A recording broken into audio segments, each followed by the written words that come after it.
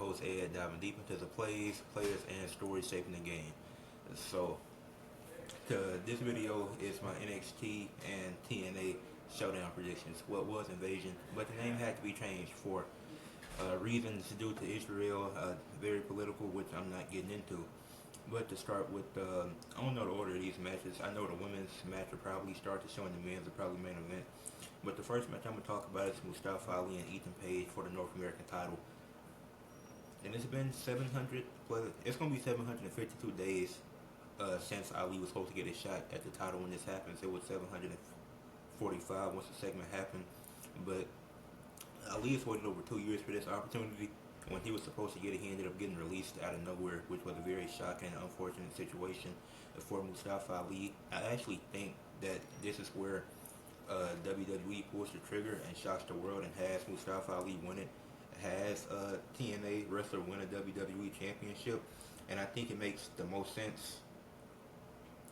I think it makes the most sense for Mustafa to win here, not only because he has a story of him getting unfairly released 2.5 years ago, and now that TNA has, well, NXT has won both of their world titles, won their knockouts title twice. It makes the most sense for a singles wrestler to get their singles gold, and Ali, with him being with Order 4, him being the leader of that, if he's able to go into Bound for Glory as the champion, him leading his team while the system doesn't have anything, I think that adds more to their story overall. Him being the North American champion, a shot that he's been waiting for 2.5 years, and maybe even Dr. Wagner Jr. is the one that cost Ethan Page the title, and then Dr. Wagner Jr., I'm pretty sure he has a championship in AAA, and maybe Ethan Page is the one to dethrone him, or if he's the tag champion, maybe Ethan has to find a tag partner to dethrone Dr. Wagner Jr., or maybe he gets it back in the future. But I think Mustafa Ali wins here, and I actually think he has the story where it makes the most sense for Mustafa Ali to get the win, for TNA to finally win NXT Gold. I think Mustafa Ali is the perfect person to do it, and it means more with him being a former WWE guy, with him getting released, having that story of I was released and I had to work my way up to get back to this point. So, the other championship match, we have the Dark State taking on the Hardy Boys for both the NXT and TNA Tag Team Championships. This match is ended in a no contest, and let me tell you why. The Hardys can't lose this match because they're facing the Dudley Boys at Bound for Glory, and it's already been announced it was for the Tag Team Championships. Before this Invasion, Showdown, whatever you want to call it, before that was announced, that was already announced. And anything can happen, but they're not losing those titles. And then Dark State just won it, so I don't see NXT killing their momentum. Because when you look at the partnership of NXT and TNA, when they've had these matches, it hasn't killed anybody's momentum. Like when Trick beat Joe Hendry for the world title, that didn't kill Joe's momentum, because he still had stuff to do following that. I think the only person that hurt was Elijah, because he ended up or Elias, whatever you want to call him, because he ended up suffering an injury, but that's nothing that TNA or WWE can control. That's just an unfortunate event. And when JC Jane won the title, taking it from Masha, they didn't kill Masha's momentum. It helped build up Ash by Elegance. It helped rise her stock. So even Kalani Jordan and Lei Ching Lee, that one's a bit iffy, but even then, it's like they just put Lei Ching Lee in a tag team, or they just announced that her and Ali became official tag team partners to have a tag team name. So when they've had these championship matches, and when championships have changed hands, it hasn't been a goal between the companies. It hasn't hurt anybody else's momentum. If they were to do this to Dark State, it will hurt their momentum, which they don't have much at this point. Well, they built it up a little bit more once they got the tag titles, but it's been up and down. So if you have to continue building Dark State as one of the top tag teams, because I don't see them as somebody getting caught up soon, which might not be a bad thing in this era. But you gotta make it believable, have it be a good match. But I think Dark State has to interfere. Saquon Sugars and the other guy, they had to be on the verge of losing. Then Sugars interrupts the match, and then it just ends in a no contest. Because I really don't see a need for double tag team champions. Like a double singles champion, okay, we can work with that. But the need for more double champions, I don't think it serves a purpose. Or maybe Team 3D, they see that the Hardys are on the verge of losing, then they interfere, and they use that to progress their story and talk about how they were this close to losing to these new guys. You can maybe even do that. Maybe TNA gets involved in this. But I see it ending in a no contest. I don't see either team winning this match. I don't see a winner. I don't see a see a winner in this situation. Now for the men's TNA, for the men's 4-on-4 Survivor Series styles matches, Team NXT, which is Ricky Saints, Trick Williams, Javon Evans, and Miles Bourne taking on Team that's Team NXT taking on Team TNA of Mike Santana, Frankie Kazarian, Moose, and Leon Slater. Now people are questioning why the TNA World Champion Trick, why is he on Team NXT? Because nobody in TNA rocks with Trick Williams aside from AJ Francis. AJ Francis might be involved in this a little bit because he's the only one that's had Trick Williams back. But nobody in TNA is rocking with Trick Williams because he came in there and stole their title. And then with the NXT guys, Javon Evans, he's gained that respect. Even though Trick might not want to say it, he knows that he's gained his respect in the ring. He knows that they've had that dynamic similar, not exactly like, but similar to what him and Melo had. It's a bit similar to that. If you've seen since Melo's been called up and since Javon's been in that spot, and they weren't necessarily a tag team, they had moments backstage where it's like, hey, we cool with each other. But then as Javon started to rise, as he started to go after gold, it wasn't that no more. But Trick, he has that respect for Javon Evans. He just don't want to say it. Like, you pay attention to the story, that's what it is. And then you have three faces on this team. You got Ricky Saints. Javon Evans was the only one that welcomed Ricky Saints when he first came to NXT. And then Miles Bourne, he just the cool babyface that's just trying to get out and do his own thing. So what better way for him to prove it than a guy that already has tag team experience and he's been out on his own, so he can show that he can team with other people and he can do his own thing, and he can help, and he showed us what he's made of in the match against Obafemi. So this team is the perfect team for NXT in my opinion. And Trick being TNA champion, that makes a lot of sense with him being on Team NXT because Santino doesn't trust him as he's the cocky heel, but the lovable babyface Kalani Jordan is leading the women's team, which I'm going to get into the women in a second. But as far as the men goes, the NXT men might win this because on the opposing side you got Mike Santana, Moose, Leon Slater, and Frankie Kazarian.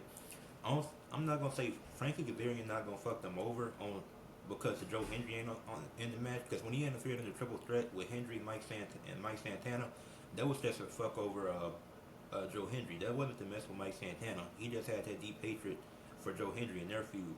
But this team is gonna work well together. But I think it ends with Team NXT winning because they still got to build for Bound for Glory in this with Javon Evans and Leon Slater being in the match, with Trick and Mike Santana being in the match. So it could end with Trick Williams being the last one standing, and then he pins Mike Santana to give us a preview of what could happen at Bound for Glory. That could be the situation we're looking at. So for the men, I'm gonna say that NXT men's win this. I think Trick, Ricky, Javon, and Miles Bourne are gonna stand tall, but I think Trick Williams gonna be the one to get the pin. Or it could be Trick, him standing alone. He'll pull it off 3-1 comeback similar to Dolph Ziggler in 2015. If that was 2015 or 2014. No, that was 2015. I think when Dolph had 3-1 comeback at Survivor Series. Yeah, because Seth's turn was in, because he turned in the summertime after Extreme Rules, I think. And then for the women's match, I think Team TNA is going to win this one because I think it's way more chemistry with Team TNA compared to Team NXT for the women. And Kalani Jordan, she's the lovable babyface, like I said, that Santino trusts, because she didn't come in there the same way JC Jane did. She came on there like on some casual shit. It wasn't like JC Jane where she's cocky as hell. She just wants to dominate the women's division. She's trying to do whatever she wants to. Like now, Kalani just wants to be a fighting champion. She's the lovable babyface. And then a lot of the women aren't messing with her backstage because when she tries to be the mean girl, she is acting tough. When she tries to be nice, it's a narrative that she's being too nice in the locker room. So it's like she don't really fit in the NXT locker room. And the reason why her and Trick don't fit is for completely different reasons. Trick doesn't fit in the TNA locker room because he's an asshole. That's what his character is. Kalani doesn't fit because none of the women really... Because a lot of the women feel like she's in that Thea Hale position. Where it's like when Thea Hale came back, it was like, oh, you way too damn nice. And that's how she was treated. That's how the perception was. And she's more accepted of these women that she shared locker rooms with and that she's known personally. And it's like she's not getting that treatment in NXT. She's still lash-led and giving her the baby sister treatment. Jada Parker acting like she's so much better than Kalani Jordan, even though Kalani was the one with the championship. Kalani being the underdog somehow in the North American championship ladder match this past Stand and Deliver, even though she was the first ever women's North American champion in NXT. So it makes sense that Kalani is leading Team TNA with the Inspiration, aka the Iconics, and Mara Sade, formerly known as Takara Jackson. And then on Team NXT, and then this team is gonna work well together. The Inspiration and Mara Sade will team together multiple times on TV, on live events. And then Kalani Jordan, she shared a locker room with Mara Sade, so the chemistry is basically already there. You just plug it in Kalani Jordan. I think this team is gonna win easily.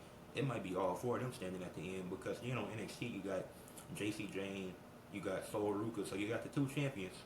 Then you got Jada Parker and Lola Vice. Like Jada Parker and Lola Vice, they have a deep history with each other. They've had multiple matches. They're always in the title picture around the same time. So it's like that's not gonna work well. Lola Vice just fought JC Jane, so she's trying to put her differences aside. That's gonna play a role in that match at some point. Then you got Sol Ruka. Even Sol Ruka just fought Jada Parker, even though it was a mystery opponent that she wasn't expecting. It's not like they had any type of beef going into the match. But it's like, damn, she just beat me. Now I got a team with her in 2 weeks. Well, next week now. So it's like, I don't see this working well for the NXT women. I think TNA is going to sweep them. And then I think Jordan Grace could get involved. But who she said, Jordan Grace and Joe Hendry are going to be involved in this somehow. I don't know. Joe Hendry might make Team TNA lose.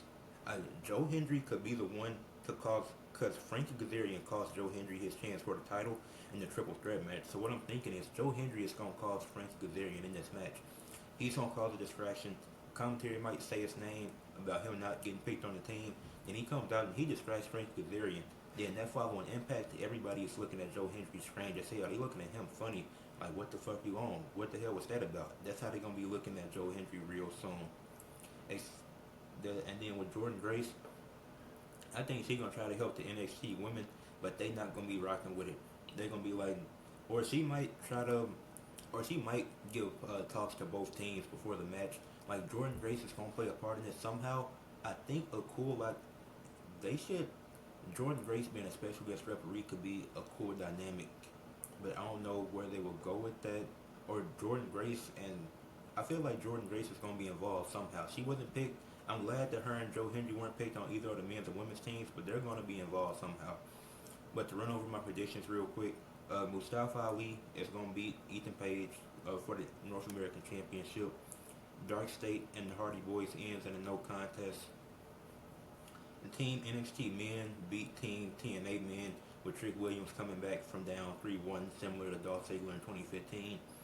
Then TNA women sweep the NXT women, and all four women are left standing tall. Maybe just one person gets pinned. And Joe Hendry is going to cause Frankie Kazarian to get pinned in the men's match. Jordan Grace is going to be involved in the women's match somehow, some way. But those are my predictions for TNA/NXT Showdown. A stupid ass name. Should have just been Invasion. But with that being said, leave a like on the video, subscribe to the channel, comment what y'all thought, share for others to see, and let me know y'all predictions for next week.